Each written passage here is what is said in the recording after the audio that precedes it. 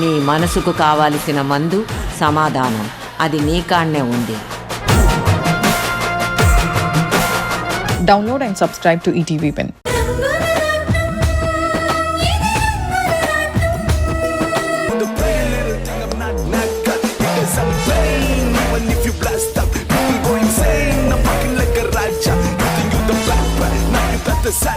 Once you looking at me, you will not pretty good track.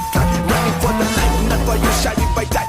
What you gonna say? Come on, feel the stupid backstop, backstop. Come on, feel the stupid backstop now, yeah. Come on, feel the stupid backstop now, yeah. Come on, feel the stupid backstop now, yeah. Come on, feel the stupid backstop now, yeah.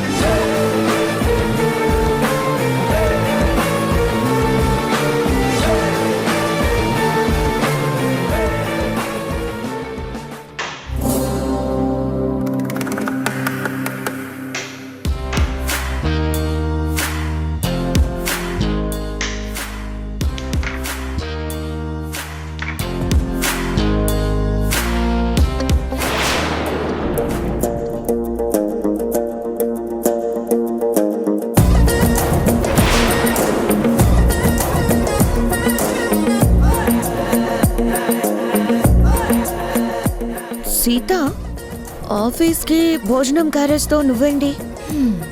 Office ఛాంబర్లో carroms ఆడుతూ మీరేంటి?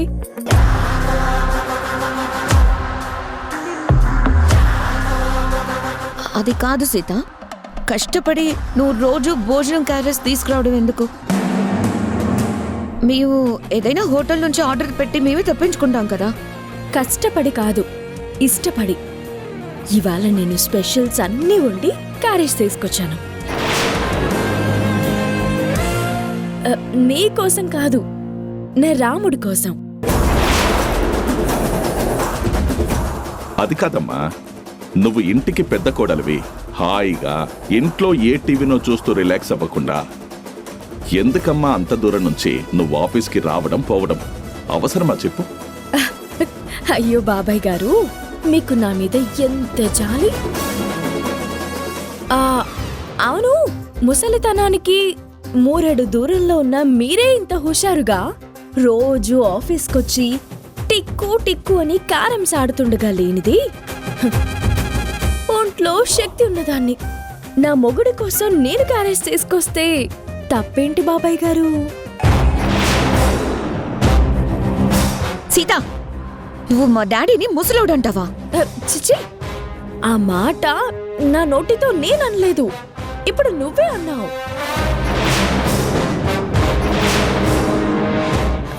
అది సరే గాని బాబాయ్ గారు, మీరు నెలకి ఎన్నిసార్లు రంగేస్తారు? 2 సార్లా 4 సార్లా?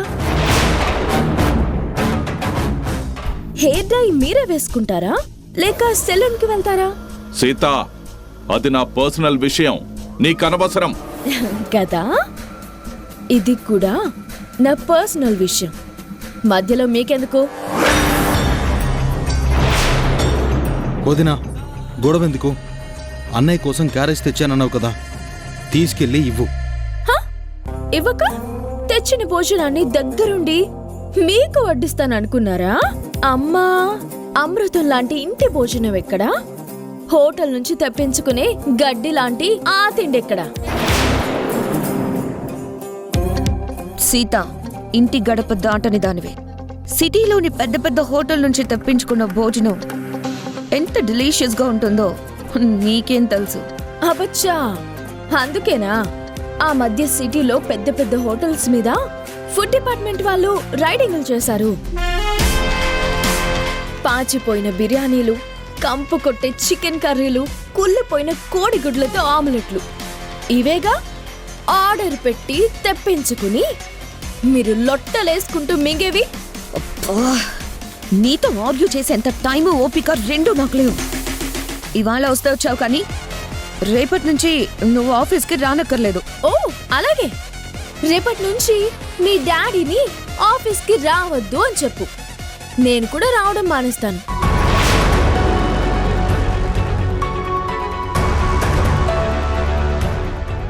సీత, మా డాడీ వచ్చేది నా కోసం. నేనొచ్చేది కూడా నా భర్త శ్రీరాముడి కోసమే. ఏంటొదినా, మా మామయ్య గారితో నీకు పోలికేంటి? ఎందుకుండకూడదు బాలు? ఆ ఊరికి ఈ ఊరెంత దూరమో ఈ ఊరికి ఆ ఊరు కూడా అంతే దూరం. అంటే నువ్వు రోజు వస్తూనే ఉంటావా? ఖచ్చితంగా వస్తూనే ఉంటాను. ఆఫీస్కి పని చేసే వాళ్ళే రావాలి. అబచ్చా, మీ డాడీ ఇక్కడ ఏం పని చేస్తారు? గుడ్డి గుర్రానికి ఏమన్నా పళ్ళు తోముతున్నారా? Sita, this is too much. ఎహె, 2 మచ్ లేదు, 3 మచ్ లేదు. ఇదిగో బాలు, శశి, అత్తమ్మ మీకో మాట చెప్పింది, గుర్తుంది కదూ? ఇక మీదట మీరు ఏ నిర్ణయం తీసుకోవాలన్నా తప్పకుండా నా రాముడికి ఒక మాట చెప్పే తీరాలి.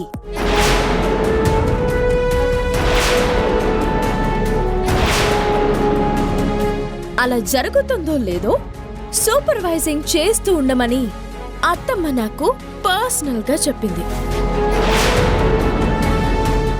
అంటే నేనొచ్చేది ఇన్స్పెక్షన్ చేయడానికి.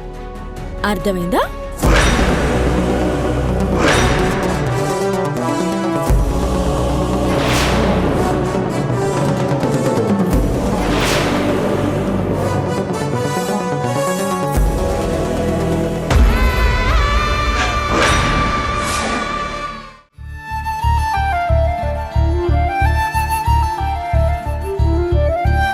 ఏవండి,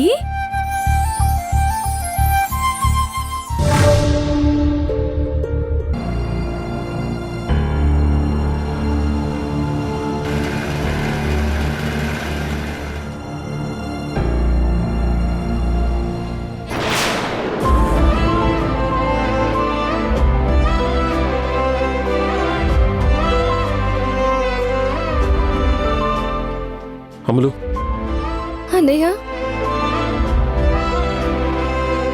నీకెలా ఉంది? పర్వాలేదమ్మా, నొప్పి కొంచెం తగ్గింది. చెప్పన్నయ్యా, ఎందుకు రమ్మన్నావు? అమలు, నీతో ఒక ముఖ్యమైన విషయం చెప్పాలని రమ్మన్నాను. నువ్వు ప్రేమిస్తున్నానని చెప్పావు కదా, ఆ చందు మంచోడు కానే కాదమ్మా. అమాయకురాలైన నిన్ను ఆ దుర్మార్గుడు ప్రేమ పేరుతో ట్రాప్ చేశాడు. అన్నయ్య, నీకు చందు అంటే ఇష్టం లేకపోవచ్చు, అంత మాత్రాన నేనిష్టపడ్డ మనిషి మీద లేనిపోని నిందని వేయడం కరెక్ట్ కాదు. నేను చెప్పేది నిజం Ammu. He's a rogue, bloody womaniser, number 1 fraud.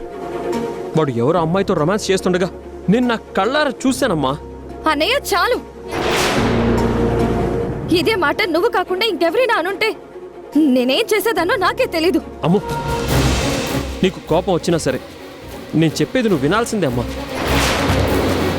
ఒకరోజు నేను ఎక్కడో రోడ్డు మీద బ్రేక్ డౌన్ అయిన ఎవరిదో కార్ని రిపేర్ చేయడానికి లొకేషన్ ప్రకారం అక్కడికి వెళ్తే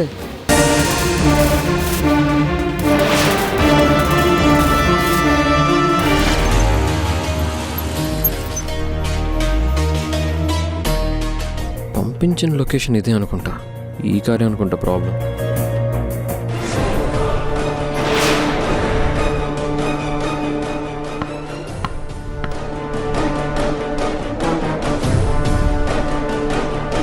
హలో, కార్ చెడిపోయిందని ఫోన్ చేసింది మీరేనా? నేనే. కీస్ అక్కడున్నాయి, డిస్టర్బ్ చేయకుండా కార్ని రిపేర్ చేయి.